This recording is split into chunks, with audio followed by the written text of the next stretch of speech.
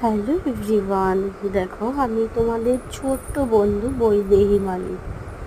এখন আমার বয়স হচ্ছে 7 মাস চলছে। সবে আমি ভাত খেয়েছি কিছুদিন হলো। আর দেখো, এখন আমার আর শুয়ে থাকতে ভালো লাগছে না। এখন আমার একটু ইচ্ছা করছে এদিক ওদিক ঘুরিয়ে। তাই বিছানার মধ্যে আমি একটু হাওয়া দেওয়ার চেষ্টা করছি। দেখো, আমার আর ভালো লাগছে না শুয়ে থাকতে।